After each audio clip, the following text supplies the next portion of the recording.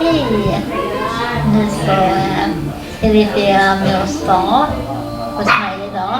Vi ska vara ute och grilla på gården. Sen där är lite tårta och mys på min uteplats. Så det ska bli supermys. Och alla bullarna är med som ni hör.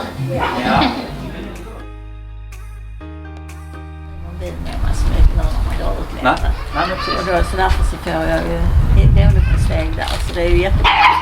Tack.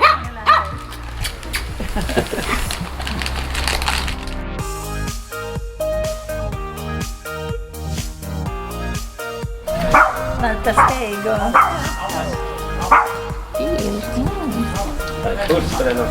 Ja, jag har haft den innan, men bättre. Kan detta vara någonting? Kan det vara någonting man blir fin på munnen av?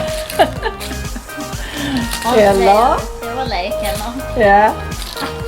Oj, ja, det kan man aldrig få. Jag har nästan bara läppstift från där. När jag får så många sådana från din box. Nej, det är sant.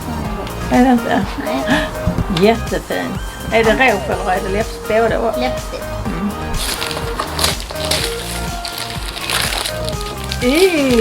Den hade jag helt glömt. Den hade jag helt glömt för att fråga mig för någon veckor sedan. Vilken tycker du bäst om? Det är så en liten termos. Fanns både i leopardmönster som jag har mycket kläder ju. Och detta var så som marmor. Och så snyggt. Jättefint. Ja, jättesnyggt. Tusen tack Martina. Tack för det. Har du vårdat den nu? Ska vi dricka de här nu eller äta dem? Jag dricker nog de som är kalla.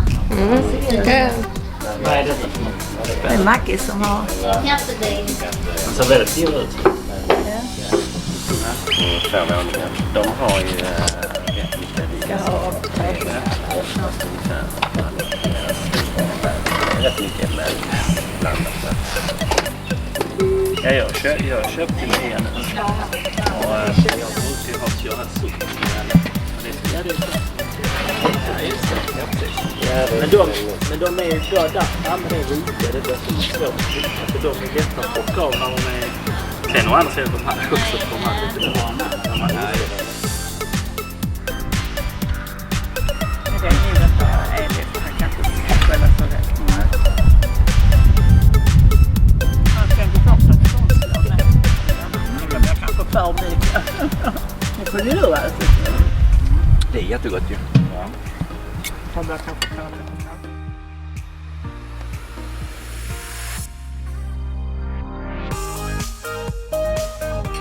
Sen är den är kanske inte så vetenskaplig den studien, men SVT hade ju åkt runt och frågat danskarna varför de var världens lyckligaste folk.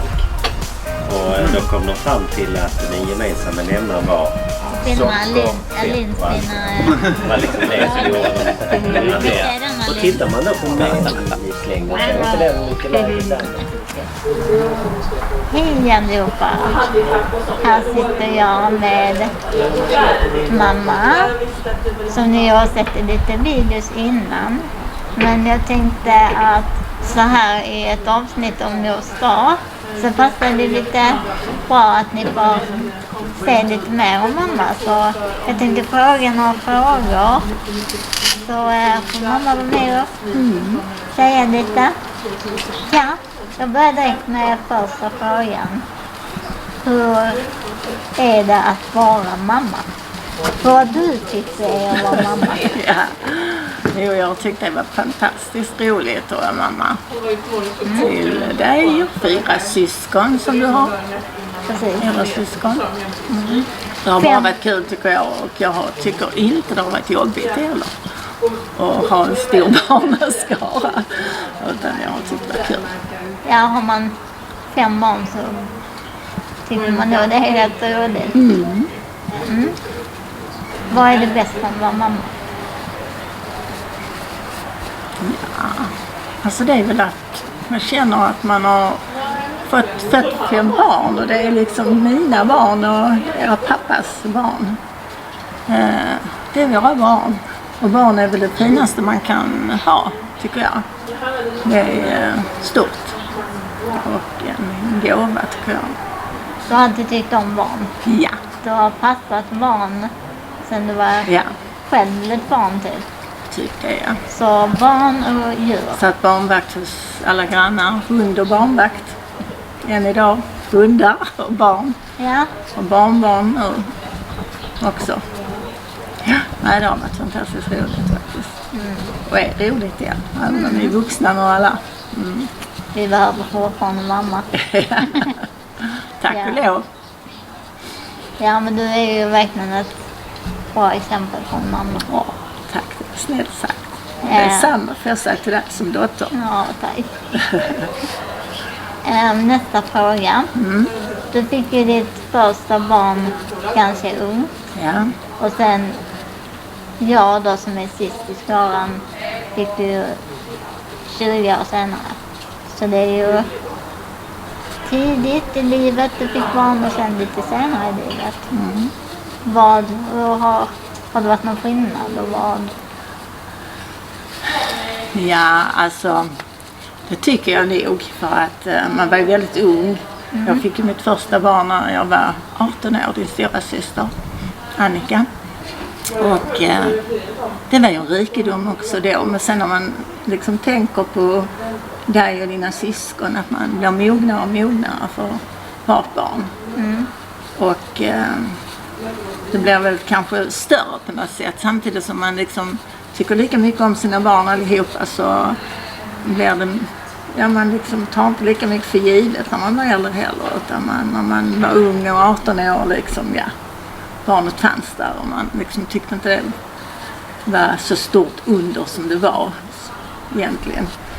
Utan det var man för ung själv. Ja, då var det kanske lite mer äventyr med barnen. Ja, Och sen precis. efterhand har det blivit mer nära. Man hade fått sin lilla docka kan man säga. Jag lekte med dockor väldigt länge också. Alltså det gjorde ju 40-talisterna som jag är. Vi lekte ju med barn länge. Det fanns inte så mycket annat som idag. Tekniska grejer. Utan det var så att man lekte med barn upp till en ganska hög ålder. Ja, och sen passade jag barn och passade hundar. Och så det, jag skulle säga det har varit en stor del av mitt liv. Och nu har vi ju 9 barnbarn och 3 barnbarnsbarn. Det är rikedom. Stor familj. Ja, verkligen. Ja, jag har alltid trivts att vara i en stor familj. Och jag är jättetacksam för att ha en så stor familj. Vi är väldigt nära varandra också. Ja, det är det. Och sen ja, du är väldigt klok och vis och på många sätt så du nästan lär alla oss andra genom din speciella situation du har med rullstol och så har du liksom mognat kanske på ett annat sätt än vad jag hade gjort i din ålder. Ända sedan du var rätt så ung, tonåring, så var du rätt så klok och förståndig. Då passar jag på att komma till sista frågan. Ja. Som ju faktiskt var något som kanske kan vara intressant för följarna att höra. Och hur är det att ha haft ett barn i rullstol? Och du har ju haft 4 innan som inte har varit det. Men bra, dåligt. Ja. Alltså ärligt talat skulle jag kunna säga helt ärligt alltså att jag skulle inte vara rädd för att få det igen. Om nu är jag för gammal att kunna få barn. Men alltså jag skulle inte vara rädd för att få ett barn till i alla fall som har sånt handikapp som du har. För att det har ju samtidigt lärt oss och dina syskon väldigt mycket. Ja, att man får en kunskap genom det också. Va? Att man kan leva ett väldigt rikt liv som du gör, Martina. Och du ser inte på dina begränsningar utan du ser på din förmåga. Det finns liksom inga hinder för dig och det har egentligen aldrig funnits i heller. För du har alltid velat det. Kanske till och med inte dina syskon ville i vissa åldern. När du gick på dagis så skulle du vara med överallt och krypa in i tunnlar. De skulle bära dig. Och det fanns liksom ingenting som hette jag kan inte, jag vill inte.